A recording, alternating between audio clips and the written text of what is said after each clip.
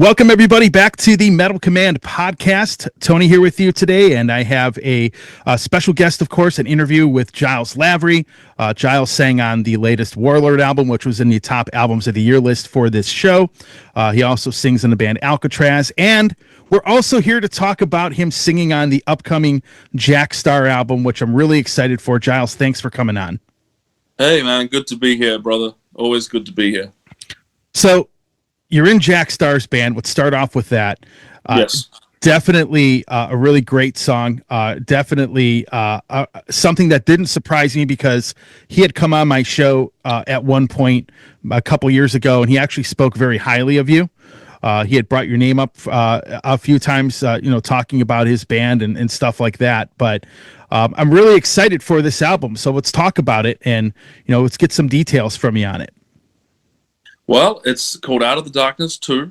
Jack came to me and said, I want to make a sequel to my 1984 classic album, Out of the Darkness. He had a number of songs that were very much in that ilk, more kind of, classic heavy rock, heavy metal, and less kind of US power metal in the sense, if you've heard the record, something like Tonight We Ride and Yep. songs like that.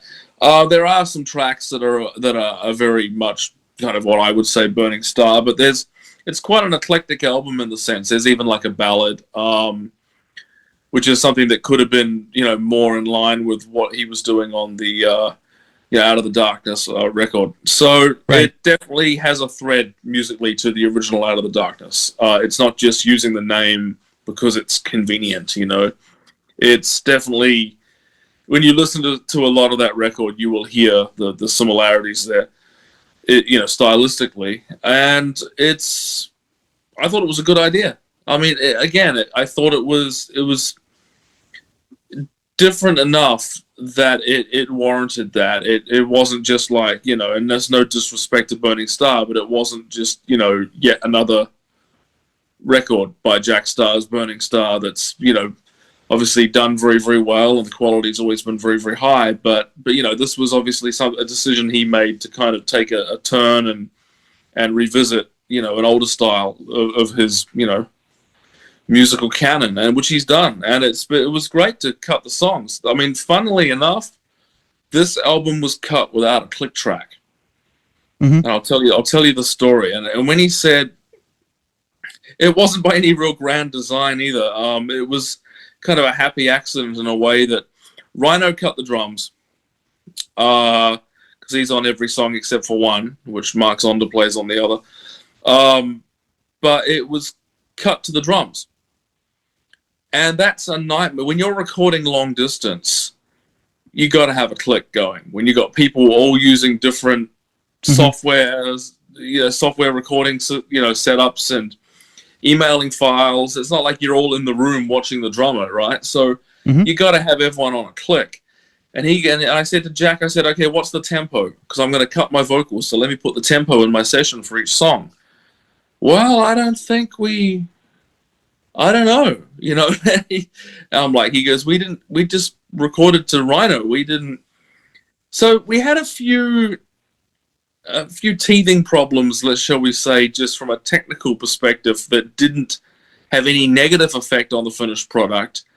But as we ventured through it, I kind of came to the conclusion, hang on a minute, we're making an old school record here. This is a ridiculously hard way to do it, spread out across the world without everyone in the same room, where you would just be, working and reacting to the drummer. But we actually are making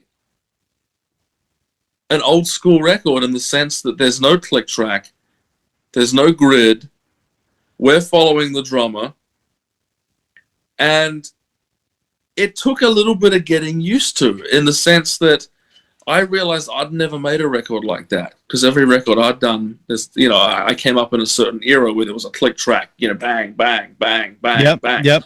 And a tempo and in the age of, internet file sharing and recording. And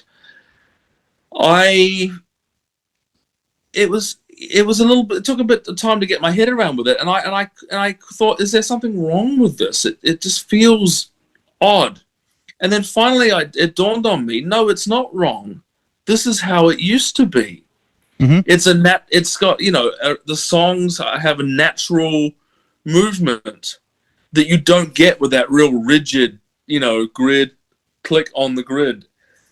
And it took a bit of getting used to, and I realized that our ears and our methods of doing things have changed so much, where we're almost using these things as a crutch, and we just almost by blind ignorance, we wound up making a record that was very old school in that sense, where there's no, there was none of that. We were just playing to the drums, recording to the drums.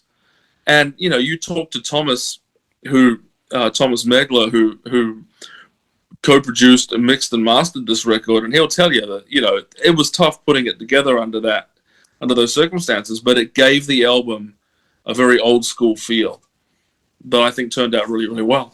Hey everybody, Tony here from the Metal Command podcast. Again, I appreciate your support. Since 1998, I have hosted this show in one form or another, starting off in radio and now in the podcast format. Again, thanks for watching, and if you like what you see and hear on this show, by all means, please hit the subscribe button, hit the little bell to be notified anytime I do post a video, and if you see this program on any other form of social media, please give me a follow there. Again, I always appreciate your support.